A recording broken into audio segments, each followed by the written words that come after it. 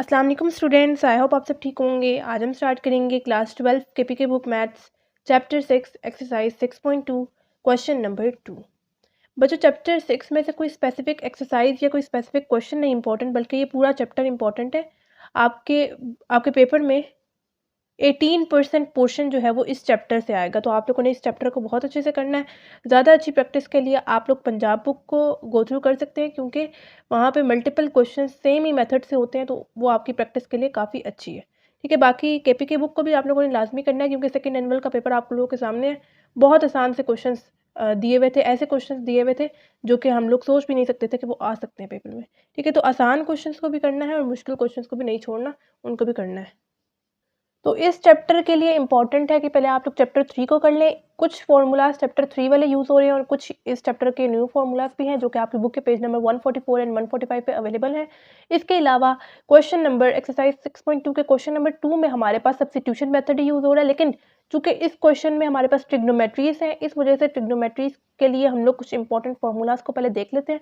इनके प्रूफ्स भी आप लोगों के पास बुक में हुए हैं। मैं आपको फॉर्मूलाज यहाँ पे लिख के बता रही हूँ, इसको कहीं नोट कर लें और यही इधर यूज़ होंगे। ठीक है, और आगे भी यूज़ होंगे।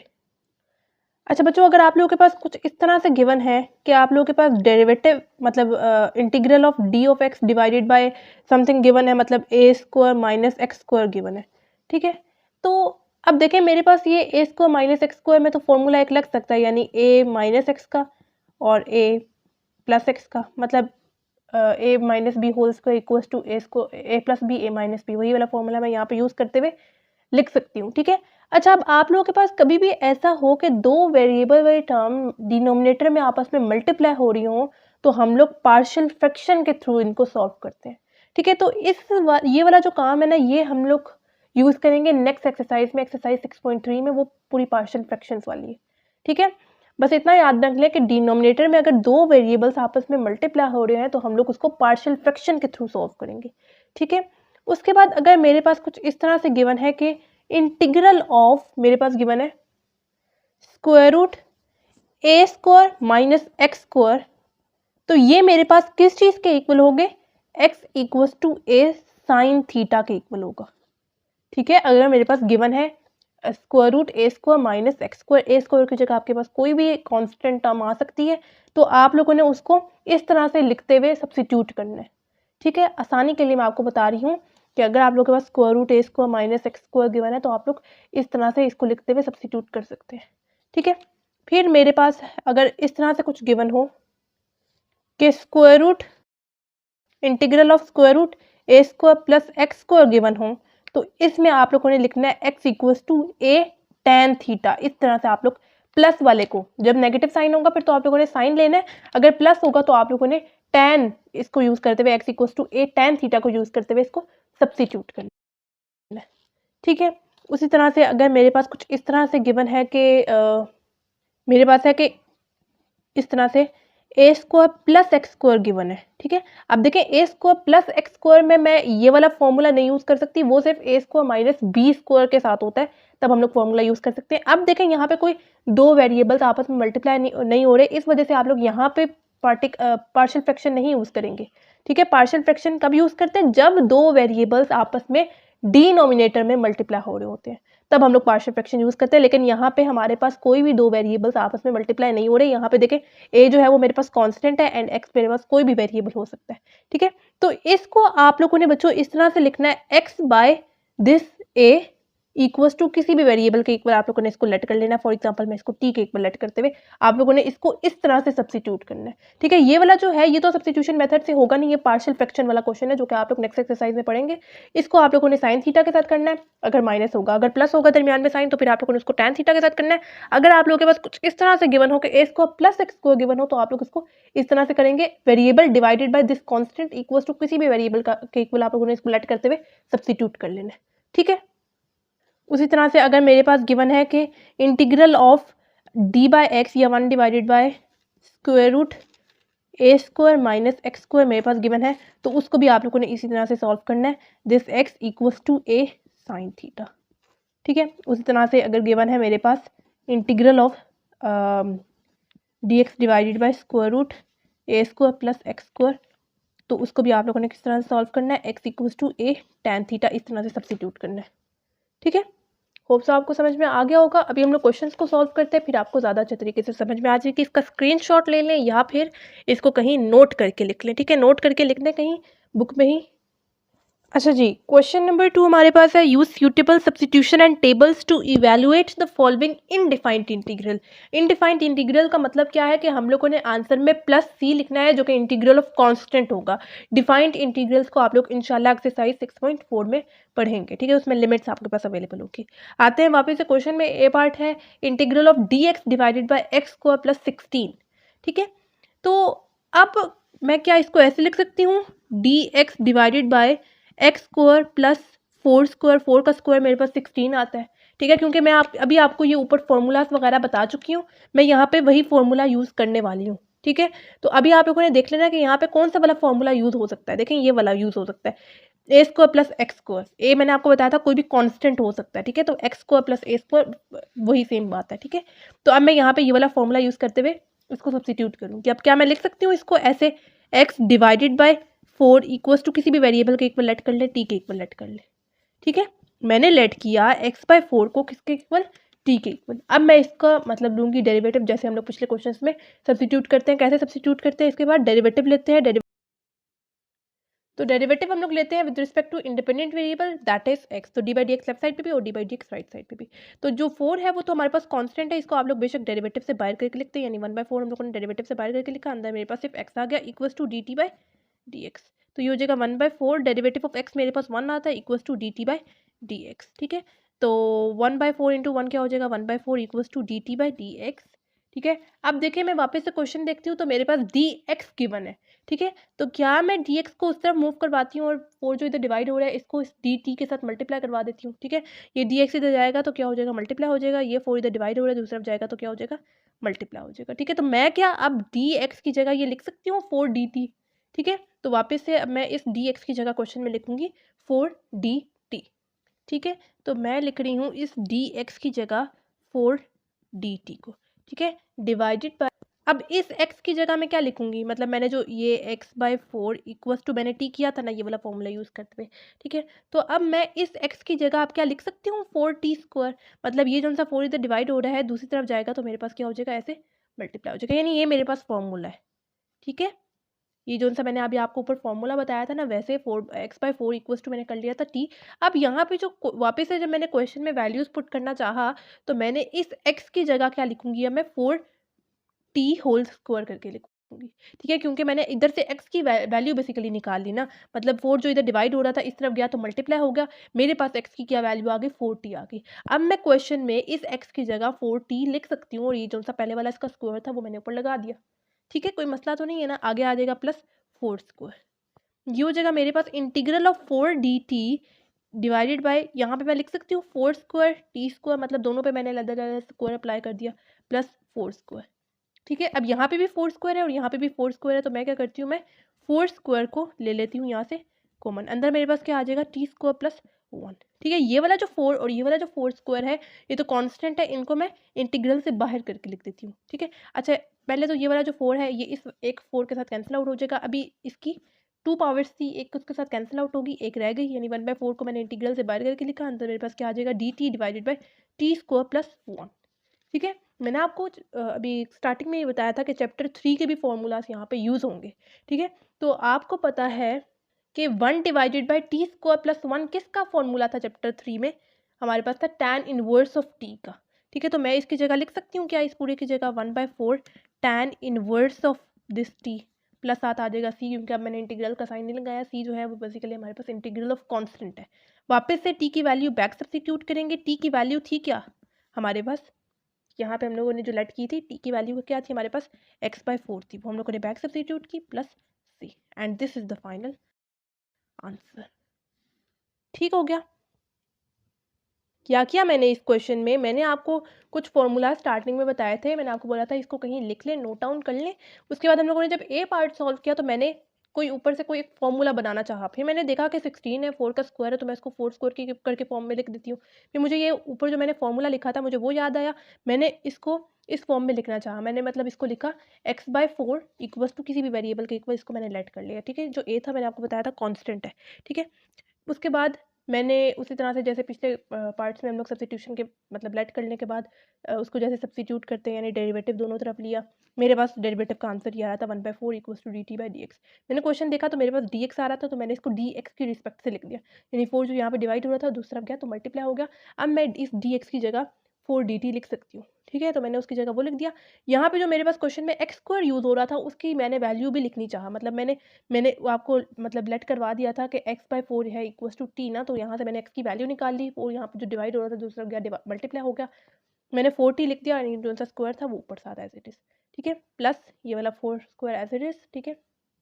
4 स्क्वायर था कॉमन करके लिख दिया, कटिंग हो गई 1/4 को इंटीग्रल से बाहर करके लिख दिया। मुझे एक फॉर्मूला याद आया है चैप्टर 3 का कि tan 1/t² + 1 किसका फॉर्मूला है, tan इनवर्स ऑफ t का है, ठीक है। तो मैंने इसकी जगह लिख दिया tan inverse of t plus c जो है वो हमारे पास इंटीग्रल ऑफ कांस्टेंट है, ठीक है। t की वैल्यू बैक सब्स्टिट्यूट करेंगे, क्या थी, x/4 थी, और ये हमारे पास आंसर आ गया, ठीक है।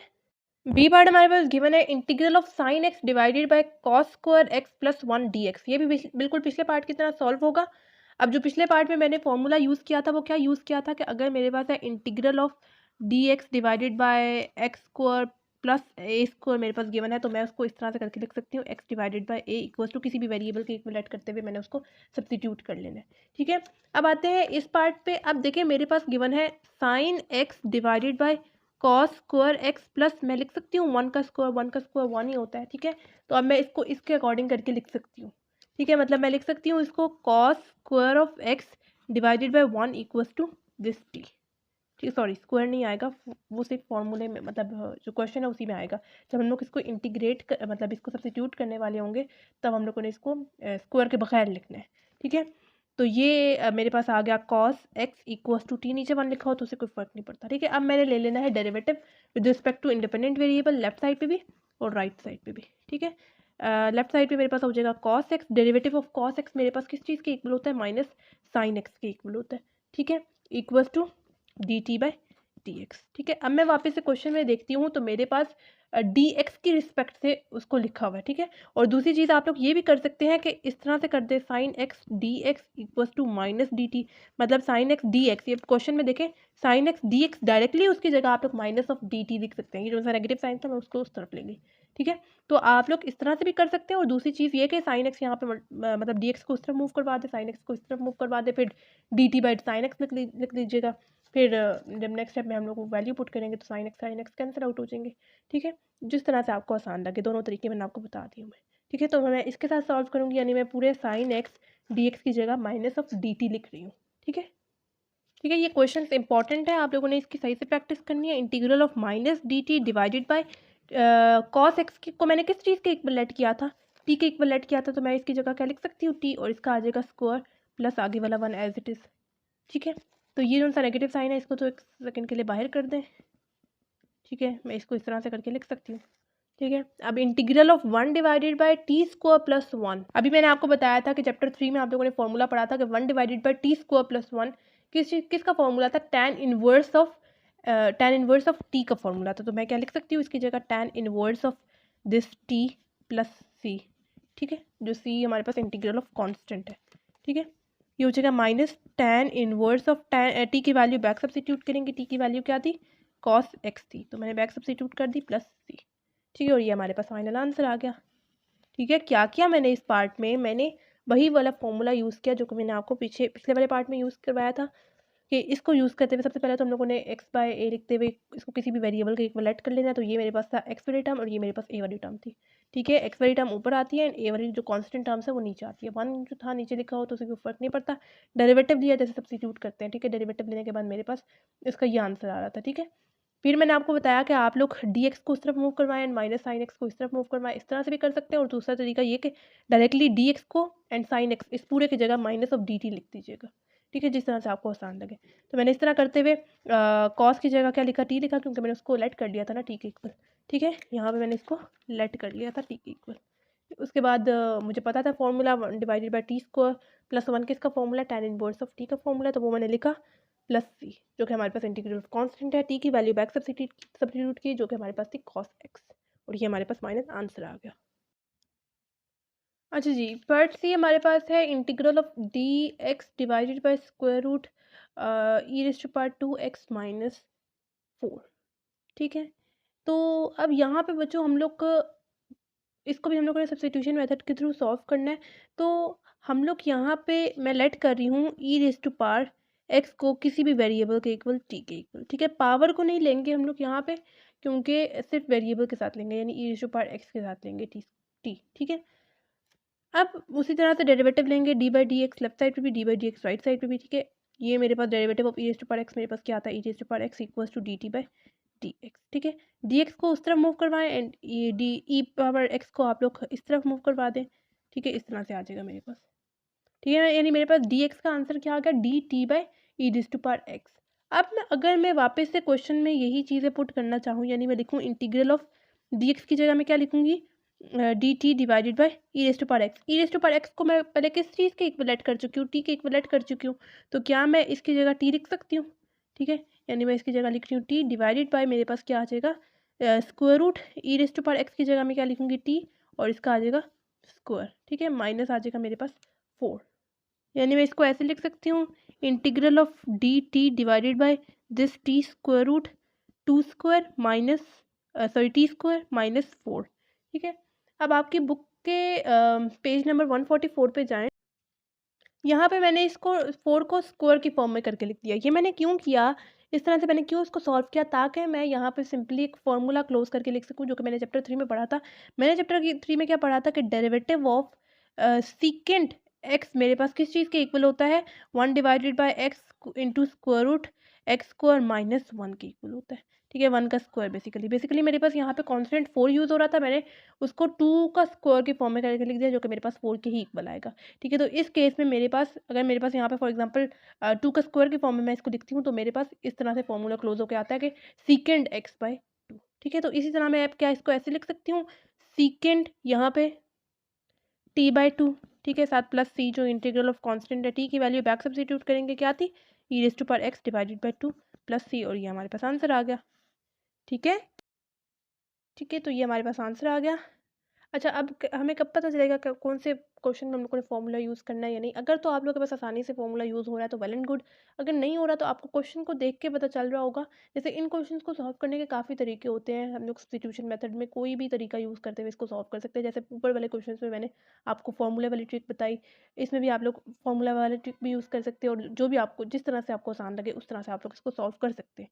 ठीक है, जैसे मैंने यहाँ पे देखें e raise to power x, इस तरह के पहले हम लोग क्वेश्चन सॉल्व कर चुके हैं। मैंने e raise to power x को वेरिएबल टी के इक्वल कर लिया, स्क्वायर को साथ नहीं लिखेंगे। ठीक है, इसका डेरिवेटिव मेरे पास ये आ रहा था, मैंने क्वेश्चन में देखा, मैंने इसको डी एक्स की फॉर्म में लिख दिया, डी एक्स को उस तरफ मूव करवाया, e raise to power x को इस तरफ। ठीक है, मैंने क्वेश्चन में डी एक्स की जगह D T by E power x को लिखना है। ठीक है, तो ई पावर एक्स नहीं लिखा मैंने उसकी जगह टी लिख दिया, क्योंकि मैंने e raise to power x को टी के इक्वल लेट कर लिया था। टी जो था यहाँ पे डिनोमिनेटर वाली टर्म के साथ मल्टीप्लाई होकर इधर आ जाएगा। ठीक है, मैं यहाँ पे बेसिकली एक फॉर्मूला क्लोज करना चाह रही थी, जो मैंने चैप्टर 3 में पढ़ा था कि 1 divided by x into square root x square minus 1 मेरे पास किस चीज़ के इक्वल होता है, सीकेंड एक्स के इक्वल होता है। लेकिन यहाँ पे मैंने आपको 2 के साथ बता दिया, 2 के साथ कैसे होगा, जो सा 2 होगा ये डिनोमिनेटर में आएगा। ठीक है, उसी तरह से मेरे पास यहाँ पे भी स्क्वायर वाली टर्म होनी चाहिए थी, तो 2 का स्क्वायर मेरे पास 4 होता है, मैंने यहाँ पे स्क्वायर वाली टर्म बना दी, जो कि क्लोज होकर मेरे पास सीकेंड ये वाला जो टी है डिवाइडेड बाय दिस 2। ठीक है, plus e integration of constant है, ई की वैल्यू टी की वैल्यू बैक सब्स्टिट्यूट करेंगे, जो कि e raise to power x divided by 2 थी, plus c integral of constant, और ये हमारे पास फाइनल आंसर आ गया।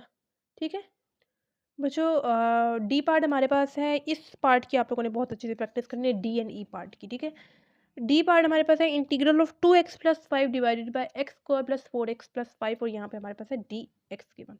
ठीक है, तो ऊपर वाले फॉर्मूलाज में से कोई फॉर्मूला यूज़ करने के लिए हम लोग क्या करते हैं, इसको मतलब मैं इस तरह से करके लिख सकती हूँ 2x प्लस 5। मैं यहाँ पे बेसिकली फॉर्मूला मतलब बनाना चाह रही हूँ। जैसे मैं इसको इस तरह से अगर लिख सकती हूँ कि x square plus 4x plus 4 plus 1, मतलब 4 प्लस 1 मेरे पास अगेन 5 आ जाएगा। मैं बेसिकली यहाँ पे फॉर्मूला क्लोज करके लिखना चाह रही हूँ।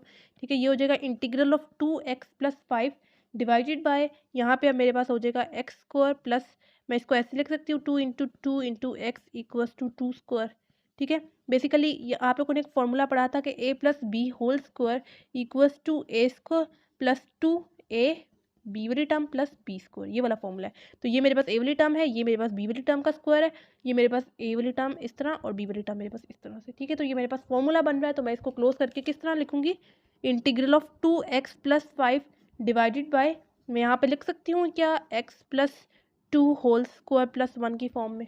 ठीक है, अब यहाँ पे मेरे पास आ जाएगा integral of 2x plus 5 divided by x plus 2 whole square plus 1 का स्क्वायर। अब चूंकि इस क्वेश्चन को भी हम लोगों ने सब्स्टिट्यूशन मेथड के थ्रू सॉल्व करना है, तो क्या मैं नॉमिनेटर में इसको ऐसे लिख सकती हूँ 2x प्लस 4 प्लस 1 की फॉर्म में। 4 प्लस 1 मेरे पास अगेन 5 आ जाएगा divided by x plus 2 whole square plus 1 का 1 को इस तरह से करके लिख दूँ। ठीक है, मतलब मैंने इसको इस तरह से करके क्यों लिखा मैं अभी आपको आगे बताती हूँ। ठीक है, अब मैं इसको इस तरह से लिख रही हूँ 2x प्लस 4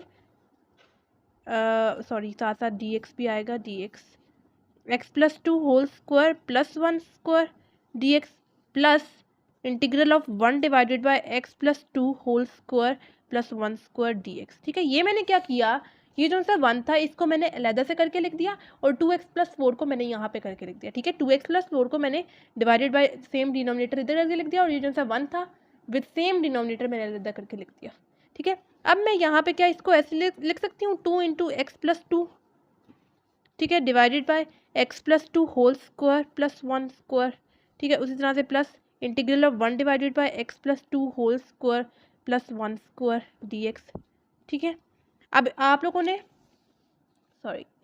लोगों ने इस x प्लस 2 और इस x प्लस 2 होल स्क्वायर को कैंसिल आउट नहीं कर देना, ऐसे कभी भी कैंसिल आउट नहीं होते। ठीक है, वो हम लोग कॉमन लेके कैंसिल आउट करते हैं, इस तरह से डायरेक्टली कैंसिल आउट नहीं होता। ठीक है, मैंने क्या किया, मेरे पास नॉमिनेटर गिवन था 2x प्लस 5, मैंने इसको स्प्लिट करके लिख दिया 4 प्लस 1 की फॉर्म में। फिर ये वाला जो 2x प्लस 4 था उसको मैंने अलग से करके लिख दिया और ये 1 जो था उसको मैंने अलग से करके लिख दिया। यहाँ से मैंने 2 कॉमन लिया, मेरे पास 2x प्लस 2 नॉमिनेटर में भी सेम आ गई और डिनोमिनेटर में भी सेम आ गई।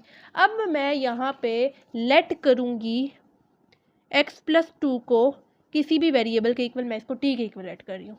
ठीक है, अब d बाई डी डेरिवेटिव लेंगे उसी तरह से जैसे हम लोग पिछले पार्ट में सब्स्टिट्यूट करते हैं, मतलब डेरिवेटिव लेते हैं लेफ्ट साइड पे भी और राइट साइड पे भी।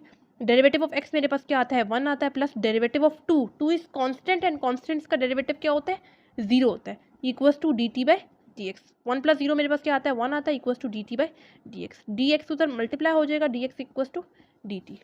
अब मैं वापस से क्वेश्चन में जहाँ जहाँ पे dx है उसकी जगह मैं dt लिख सकती हूँ। ठीक है, यानी मैं लिख सकती हूँ 2 इंटू एक्स प्लस 2 की जगह मैं क्या लिखूंगी, t लिखूंगी, क्योंकि मैंने इसको लेट कर लिया था ना t के इक्वल, डिवाइडेड बाय उसी तरह से x प्लस 2 को मैं क्या लिखूंगी, t ऊपर आ जाएगा स्क्वायर प्लस 1 का स्क्वायर 1 ही हो जाएगा। ठीक है, और dx की जगह मैं क्या लिखूंगी, dt यूज़ करूंगी, प्लस उसी तरह से integral of 1 divided by x plus 2 की जगह मैं क्या लिखूंगी, t स्क्वायर प्लस 1। ठीक है, और dx की जगह dt यूज़ करूँगी। अब यहाँ पे देखें, यहाँ पे तो हमारे पास सिंपली फॉर्मूला क्लोज होकर आता है जो कि हम लोग पिछले पार्ट्स में भी यूज़ करते हुए आ रहे हैं। फॉर्मूला चैप्टर 3 वाला 1 divided by T square plus 1 का इसका फॉर्मूला है tan इनवर्स ऑफ t का फॉर्मूला है। ठीक है, और यहाँ पे देखें, यहाँ पे हमारे पास क्या हो सकता है, अब देखिए मैंने आपको पिछले एक्सरसाइज में भी बताया था और इस एक्सरसाइज के स्टार्टिंग में भी बताया था कि अगर हमारे पास कोई फंक्शन डिनोमिनेटर में हो और उसका डेरिवेटिव हमारे पास न्यूमिनेटर में हो तो हम लोग उसको लिख सकते हैं नेचुरल लॉग ऑफ डिनोमिनेटर वाली टर्म, यानी मैं लिख सकती हूँ इसको टी स्क्वायर प्लस 1 की फॉर्म में और साथ आ जाएगा प्लस सी। ये मैंने कैसे लिखा, ये ऐसे ही है। फॉर एग्जाम्पल अगर मैं आपको एग्जाम्पल दूँ कि अगर मेरे पास गिवन है कि integral of 1 divided by x D x. ठीक है, अब x का डेरिवेटिव मेरे पास क्या होता है, 1 होता है, तो अब मैं इसको ऐसे करके लिख सकती हूँ नेचुरल लॉग ऑफ x की फॉर्म में प्लस c। ठीक है, इसी तरह से अगर मेरे पास गिवन है कि integral of 2x divided by x square, तो एक्स स्क्वायर का डेरिवेटिव मेरे पास क्या होता है, 2x होता है, तो वो न्यूमिनेटर में है, तो मैं इसको इस तरह से करके लिख सकती हूँ natural log of X square plus C की फॉर्म में।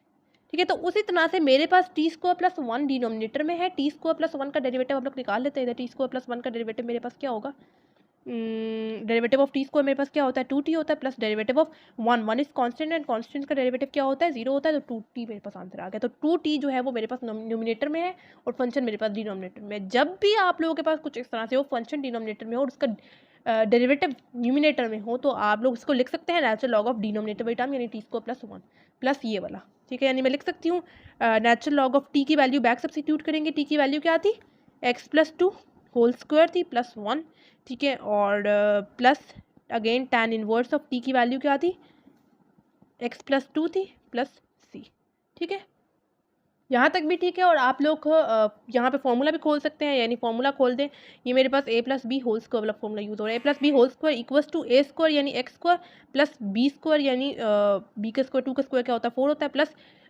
2ab यानी मेरे पास क्या होगा 4x हो जाएगा, ठीक है, plus 1 plus tan inverse of x+2 plus c, ठीक है, ये हो जाएगा natural log of x square plus 4x, 4 + 1 क्या आता है 5 plus tan inverse of x+2 plus c and this is the final answer, ठीक है। दोबारा से हम लोग इस क्वेश्चन को समझ लेते हैं हम लोगों ने क्या किया है। यानी यहाँ पे मैंने सबसे पहले तो डिनोमिनेटर में जो है वो स्क्वायर करके लिख दिया इसको, एंड मतलब मैंने देखें यहाँ पे फॉर्मूला जो है वो मेरे पास क्लोज होकर मैंने बना दिया, यानी a+b होल स्क्वायर वाला फॉर्मूला, ठीक है, जबकि यहाँ पे मेरे पास आ गया 1 सिंपली, ठीक है। ये हो गया 2x+5 divided by x+2 whole square plus 1, साथ यहाँ पे dx आप लोगों ने लिखना नहीं भूलना, ये इंपॉर्टेंट है, ठीक है। उसके बाद मैंने यहाँ पे न्यूमिनेटर को भी स्प्लिट करके लिख दिया सो दैट मेरे पास x+2 नॉमिनेटर में भी आ जाए एंड डिनोमिनेटर में भी आ जाए, इसलिए कि नहीं मैं इनको कैंसिल आउट कर सकूँ। मैंने आपको बताया इस तरह से डायरेक्टली कैंसिल आउट नहीं होता, वो हम लोग कॉमन लेके उसके बाद कैंसिल आउट करते हैं, लेकिन यहाँ पे हम लोग कॉमन नहीं ले सकते, ठीक है, इसको कैंसिल आउट नहीं करना।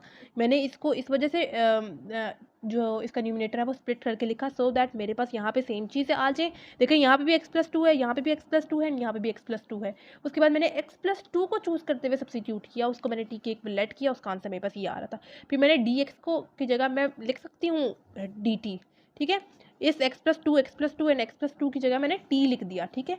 उसके बाद मैंने यहाँ पे तो डायरेक्टली फॉर्मूला क्लोज होकर आ रहा था, जबकि यहाँ पे मैंने आपको समझाया कैसे किसी भी फंक्शन अगर डिनोमिनेटर में है और उसका डेरिवेटिव नॉमिनेटर में है तो वो हमारे पास natural log of denominator by term के इक्वल होता है। फिर आप लोग यहाँ तक भी ठीक है आपका आंसर, और आगे आप लोग एक और स्टेप करते हुए फॉर्मूला खोल के लिखते हुए और इसको ऐड करते हुए भी लिख सकते हैं, ठीक है, जो सी लिखना नहीं भूलना जो कि इंटीग्रल ऑफ कांस्टेंट है, ठीक है। बाकी ये था हमारे पास डी पार्ट। अच्छा जी, ई पार्ट है integral of 2 + x divided by √4 - 2x - x² dx, ठीक है। तो अब अगर आप लोग डिनोमिनेटर में देखें तो मेरे पास है √4 - x² - x² गिवन है। मैं बेसिकली पिछले पार्ट की तरह यहाँ पे स्क्वायर क्लोज करके लिखना चाह रही हूँ, तो मैं कौन सी ऐसे दो नंबर्स को ऐड एंड सब्ट्रैक्ट करूँ कि मेरे पास यहाँ पे वो फॉर्मूला क्लोज होके आ जाए, ठीक है। मतलब अगर हम लोग a+b होल स्क्वायर वाला फॉर्मूला देखें तो मेरे पास बनता है a² + b² + 2ab, जबकि माइनस वाला a - b होल स्क्वायर किस चीज़ के इक्वल होता है a² + b² - 2ab के इक्वल होता है। यहाँ पे अगर आप लोग नोट करें तो मेरे पास -2x है -x² है, तो मतलब मेरे पास यहाँ पे इस फॉर्मूले को क्लोज करने के लिए मेरे पास एक 1 की कमी है। तो मैं क्या करती हूँ, मैं खुद से एक 1 को सब्ट्रैक्ट भी करवा लेती हूँ और ऐड भी करवा लेती हूँ। अब मेरे पास यहाँ पे बेसिकली फॉर्मूला क्लोज होके आता है। अब मैं फॉर्मूले में देखती हूँ तो ना मेरे पास पॉजिटिव वाला फॉर्मूला यूज़ हो रहा है ना नेगेटिव वाला फॉर्मूला यूज़ हो रहा है इसके अकॉर्डिंग। तो अपनी आसानी के लिए हम लोग ले लेते हैं यहाँ से फॉर्मूला क्लोज करने के लिए नेगेटिव साइन को कॉमन। अब अंदर मेरे पास क्या आ जाएगा 2x + x² + 1, ठीक है, +1। अब यहाँ पे मेरे पास ये पॉजिटिव वाला फॉर्मूला क्लोज होकर आ रहा है, तो मैं इसको क्लोज करके लिख सकती हूँ integral of 2 + x divided by 4 + 1, ये कांस्टेंट है, इनको मैं ऐड करके लिख सकती हूँ। 4 + 1 मेरे पास क्या आ जाएगा 5, सॉरी ऊपर स्क्वायर रूट भी है, √5 माइनस यहाँ पे मेरे पास फॉर्मूला क्लोज होकर आ रहा है, किस चीज़ के इक्वल आएगा, ये मेरे पास ए वाली टर्म है, ये मेरे पास बी वाली टर्म है, ठीक है। तो a+b होल स्क्वायर यानी x + 1 होल स्क्वायर के इक्वल आएगा ये, ठीक है। अब जो मैंने आपको स्टार्टिंग में फॉर्मूलाज बताए थे, मतलब integral of dx divided by यहाँ पे मेरे पास अगर हो के a² - x², तो ये मेरे पास किस चीज़ के इक्वल होगा, मैं इसको कैसे सब्स्टिट्यूट कर सकती हूँ, मैं लिख सकती हूँ इसको x = a sin थीटा और फिर इसको देन सब्स्टिट्यूट कर सकूँ, ठीक है। अब मैं यहाँ पे बेसिकली ये वाला फॉर्मूला यूज़ करना चाह रही हूँ, तो मैं इसको ऐसे लिख सकती हूँ integral of 2 + x divided by √5 - x + 1 whole square, उसके ऊपर भी स्क्वायर रूट, यानी मेरे पास होल स्क्वायर रूट है ना, तो मैंने इस पर भी अलग से अप्लाई कर दिया और इस पर भी अलग से अप्लाई कर दिया, ठीक है। अब ये वाला फॉर्मूला बनाने के लिए मैं यहाँ पे अगर स्क्वायर ले लूँ और फिर ये वाला फॉर्मूला यूज़ कर सकूँ, ये कैसा फॉर्मूला हम लोग यूज़ करते हैं, जो हमारे पास वेरिएबल वाली टर्म होती है वो इस तरफ आती है =a यानी √5 स्क्वायर के बगैर लेके लिखनी है आप लोगों ने, ठीक है, साइन थीटा में लिख लूँ, ठीक है। अब अगर आप लोग न्यूमिनेटर में यहाँ पे देखें तो हमारे पास x भी आ रहा है, तो मैं यहाँ से x की वैल्यू भी निकाल लेती हूँ, यानी मैं लिख सकती हूँ x equal to square root 5 sine theta plus 1 है, दूसरा आएगा तो -1 हो जाएगा। इस वैल्यू को याद रखिएगा, जब आगे हम लोग वापस से क्वेश्चन में वैल्यू पुट करेंगे तो हम लोग इस x की जगह ये वाली वैल्यू पुट कर देंगे, ठीक है। अब जो हमारे पास, इसको साथ dx को लिखना लास्ट में। अब यहाँ पे मैंने उस तरह से जैसे हम लोग पिछले पार्ट्स में सब्स्टिट्यूट करते हैं कि डेरिवेटिव लेते हैं लेफ्ट साइड पे भी एंड डेरिवेटिव हम लोग लेते हैं राइट साइड पे भी, ठीक है। डेरिवेटिव ऑफ x तो मेरे पास 1 के इक्वल आ जाएगा, जबकि यहाँ पे दोनों टर्म के साथ डेरिवेटिव अप्लाई कर दे। स्क्वायर रूट 5 जो है मेरे पास कांस्टेंट वाली टर्म है, इसको आप लोग डेरिवेटिव से पहले करके लिखेंगे एंड डेरिवेटिव ऑफ 1 ये हो जाएगा 1 equal to square root 5। Derivative of sine theta मेरे पास किस चीज़ के इक्वल आता है, cos theta dot derivative of inner function, derivative of inner function theta आ जाएगा।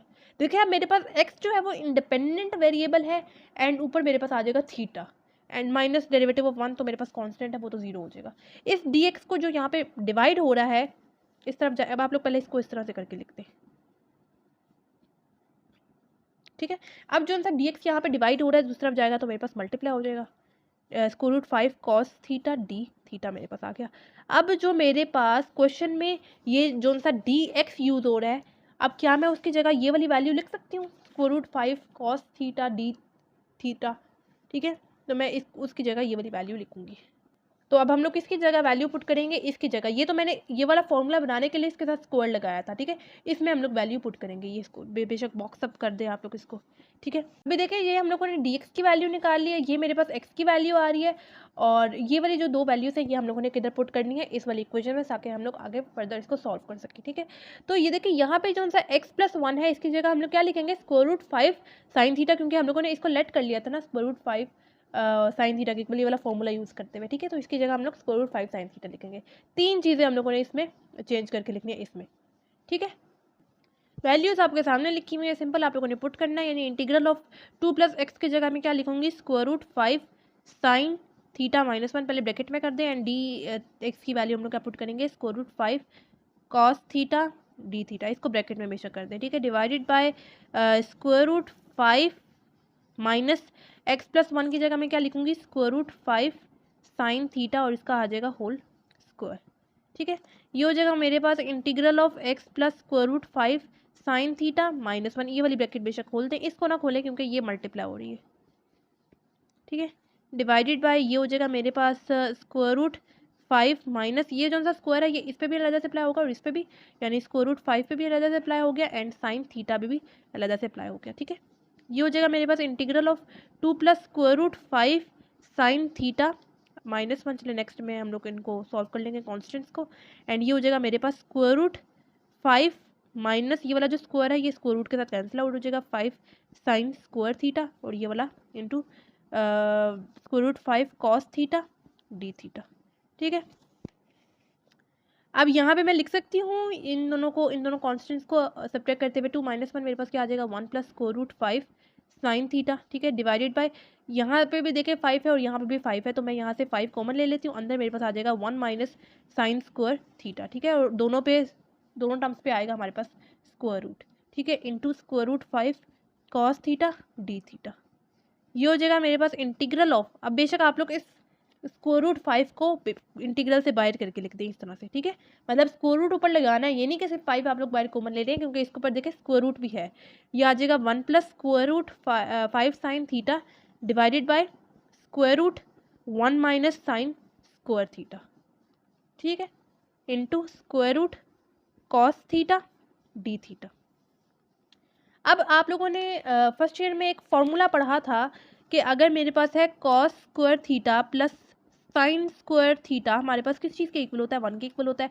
अगर मैं इस साइन स्क्वायर थीटा को मूव करवाना चाहूँ राइट साइड पे तो मेरे पास हो जाएगा 1 माइनस साइन स्क्वायर थीटा, ठीक है। तो 1 माइनस साइन स्क्वायर थीटा की जगह मैं क्या लिख सकती हूँ, कॉस स्क्वायर थीटा इधर, ठीक है। यानी मैं लिख रही हूँ 1 divided by square root 5 integral of 1 plus square root 5 sine theta divided by square root 1 plus sine square theta की जगह मैं क्या लिख रही हूँ, cos square theta into square root 5 cos theta D theta, ठीक है।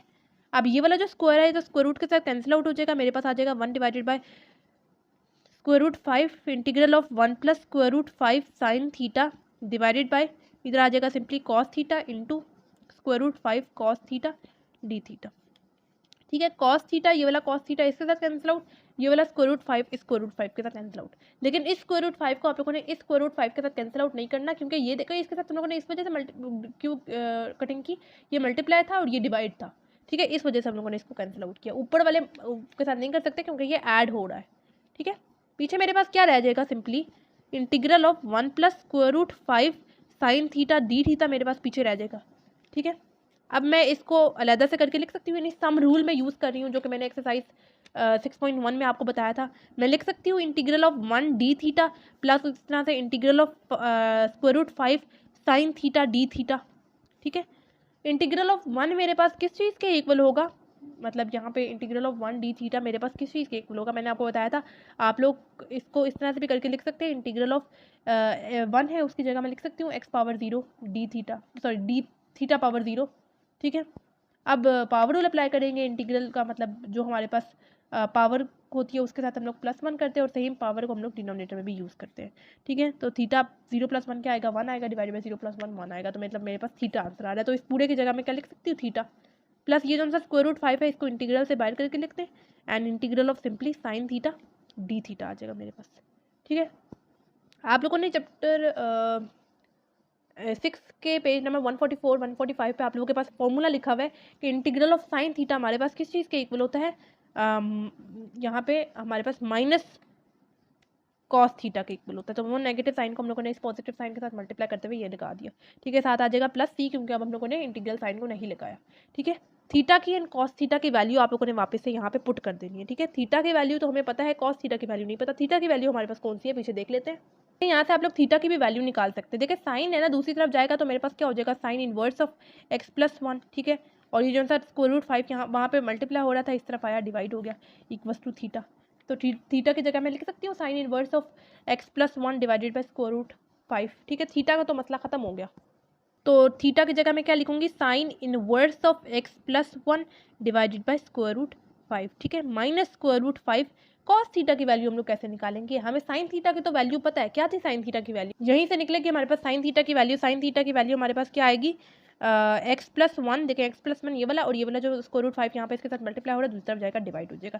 ये मेरे पास बेसिकली है साइन थीटा की वैल्यू। इस तरह से हम लोग कॉस थीटा की वैल्यू भी निकाल सकते हैं। कैसे निकालेंगे, तो बच्चों मैं इसको यूज़ करते हुए साइन थीटा की वैल्यू निकाल सकती हूँ, जैसे मैंने इसको यूज़ करते हुए थीटा की वैल्यू निकाली। मतलब स्क्वायर रूट 5 को मैंने दूसरा मूव करवाया, तो x+1 divided by square root 5 मेरे पास साइन थीटा की वैल्यू आ गई। अब मैं ये वाली आइडेंटिटी यूज़ करते हुए कॉस थीटा की वैल्यू ले आऊँगी, यानी मैं ये वाली आइडेंटिटी यूज़ कर सकती हूँ, cos square theta plus sine square theta equals to 1, यानी कॉस स्क्वायर थीटा और साइन स्क्वायर थीटा को अगर मैं राइट साइड पे शिफ्ट करवाऊँ, cos square theta equals to 1 minus sine square theta की वैल्यू क्या है, x+1 डिवाइडेड बाय, मतलब इस तरह से मैं अलग से ऊपर भी स्क्वायर अप्लाई कर रही हूँ और नीचे भी अलग स्क्वायर अप्लाई कर रही हूँ, क्योंकि होल स्क्वायर है ना। ठीक है, ये हो जाएगा cos square theta equals to जो स्क्वायर है स्क्वायर रूट के साथ कैंसिल आउट हो जाएगा, मेरे पास आ जाएगा 1 minus x+1 whole square divided by this 5। ये हो जाएगा cos square theta equals to LCM ले लेंगे, एलसीएम का साइन का जो क्रॉस में वैल्यूज है उनको मल्टीप्लाई करें, जो नीचे वाली वैल्यूज है उनको मल्टीप्लाई करें। 1 × 5 हो जाएगा 5 माइनस 1 इंटू दिस क्या हो जाएगा x+1 whole square divided by 1 × 5 क्या हो जाएगा 5 हो जाएगा। अब मुझे कॉस थीटा की वैल्यू का चाहिए, कॉस स्क्वायर थीटा की तो वैल्यू नहीं चाहिए, तो taking square root on both side आएगा। ठीक है, ये हो जाएगा मेरे पास cos square theta square root equals to square root 5 minus x+1 whole square divided by 5। ये जो स्क्वायर है स्क्वायर रूट के साथ cancel out, cos theta equals to मेरे पास आ जाएगा square root 5 minus x+1 whole square divided by this 5। ठीक है, ये मेरे पास आ गई कॉस थीटा की वैल्यू। अब हम लोग वापस से उसमें पुट करेंगे, यानी हमारे पास पीछे क्या था, यानी मैं लिख सकती हूँ माइनस स्क्वायर रूट 5 इसकी वैल्यू, यानी कॉस थीटा की वैल्यू अब आ गई है ना मेरे पास, मैं मतलब लिख सकती हूँ ऊपर अलग से मैं स्क्वायर रूट अप्लाई कर रही हूँ एंड नीचे मैं अलग से स्क्वायर रूट अप्लाई कर रही हूँ ऐसे। ठीक है, प्लस साथ आ जाएगा सी, जो सा स्क्वायर रूट 5 है इस वाले स्क्वायर रूट 5 के साथ कैंसिल आउट हो जाएगा। ठीक है, मेरे पास यहाँ से क्या आ जाएगा आंसर, हमारे पास sine inverse of x+1 divided by square root 5 minus square root 5 minus x+1 whole square plus C, and this is the final answer. ठीक है, दोबारा से इस क्वेश्चन को समझ लेते हैं। अच्छा, मैंने यहाँ पे सबसे पहले तो स्क्वायर कंप्लीट किया। ठीक है, एक न्यू टर्म को ऐड एंड सब्ट्रैक्ट करवाते हुए। ठीक है, यहाँ पे मेरे पास 5 हो गया, मैंने ये वाला फॉर्मूला यूज़ करना चाहा, इस वजह से मैंने यहाँ पे स्क्वायर लिया, लेकिन वैल्यूज़ आप लोग इसी में पुट करेंगे। ठीक है, ये हम लोगों ने फॉर्मूला यूज़ करने के लिए ये वाला यूज़ किया, ये यूज़ किया। ठीक है, स्क्वायर लगाया। मैंने इसको ये वाला फॉर्मूला यूज़ करने के लिए करते हुए इसको इस तरह से करके लिखा, एक्स की वैल्यू भी मैंने इसी स्टेप में निकाल ली, ठीक है। उसके बाद मैंने क्या किया, मैंने यहाँ से जो है वो डेरिवेटिव लिया, जैसे हम लोग लेते हैं डेरिवेटिव का, मैंने आपको बताया कैसे हम लोगों ने यहाँ पे मेरे पास ये आ रही थी, ठीक है। फिर हम लोगों ने वही जो वैल्यूज हम लोगों ने निकाली है वो हम लोगों ने उसी इक्वेशन में पुट की, ठीक है। स्क्वायर वाली में नहीं, उसे ऊपर वाली इक्वेशन में हम लोगों ने पुट की, जिसको मैंने बॉक्स अप किया हुआ था, ठीक है। यहाँ पे हम लोगों ने सिंपल कैलकुलेशन वगैरह की, स्क्वायर रूट 5 को कॉमन लिया, कटिंग वगैरह की, कटिंग वगैरह करने के बाद यहाँ पे हमारे पास पीछे ये चीज़ रह गई, ठीक है। इसको हम लोगों ने मैंने आपको बताया इसको हम लोग कैसे लिख सकते हैं, ये वाला मैंने आपको सीखा करके बताया, पिछले एक्सरसाइज में मैंने आपको बताया था, ठीक है। और पीछे हमारे पास ये चीज़ रह गई, sine integral of sine theta मेरे पास माइनस ऑफ कॉस थीटा के इक्वल होता है। थीटा की जो वैल्यू थी वो हम लोगों ने इसी को यूज़ करते हुए निकाली, यानी साइन दूसरी तरफ जाएगा, साइन इनवर्स हो जाएगा x+1 डिवाइडेड बाई ये वाला स्क्वायर रूट 5। तो थीटा की वैल्यू मेरे पास यहाँ से आ गई, ठीक है। बाकी जो साइन थीटा की वैल्यू थी वो भी हम लोगों ने इसी इक्वेशन को यूज़ करते हुए निकाली है, मतलब हम लोगों ने जो है वो साइन की जो वैल्यू है स्क्वायर रूट 5 यहाँ पर मल्टीप्लाई हो रहा था, दूसरा गया डिवाइड हो गया, डिवाइड करवाया, उसके बाद हम लोगों ने ये वाली आइडेंटिटी यूज़ करते हुए इस तरह से कैलकुलेशन वगैरह की, एलसीएम वगैरह लिया। फिर जो हमारे पास कॉस थीटा की जो वैल्यू आ रही थी वो वापस हम लोगों ने उसी इक्वेशन में पुट की, कटिंग हो गई, यहाँ पे स्क्वायर रूट 5 के एंड स्क्वायर रूट 5 की कटिंग हो गई, हमारे पास पीछे ये आंसर आ गया, ठीक है। तो ये था हमारे पास एक्सरसाइज 6.2 का क्वेश्चन नंबर 2। अगर आपको किसी भी क्वेश्चन से रिलेटेड कोई प्रॉब्लम हो या कोई क्वेश्चन समझ ना आ रहा हो तो आप लोग मुझसे कमेंट बॉक्स में पूछ सकते हैं। बाकी आप लोगों ने मुझे ये भी बताना है कि आपको मेरी वीडियोस कैसी लग रही हैं, क्या ये हेल्पफुल है या नहीं है, और आपने मेरे चैनल को सब्सक्राइब भी करना है ताकि मेरी सारी वीडियोस आपको तक टाइम नहीं पहुंच जाए, और अपने फ्रेंड्स वगैरह के साथ भी शेयर करें ताकि उनका भी फ़ायदा हो जाए। दुआओं में याद रखें, मिलते हैं नेक्स्ट वीडियो में, तब तक के लिए अल्लाह हाफिज़।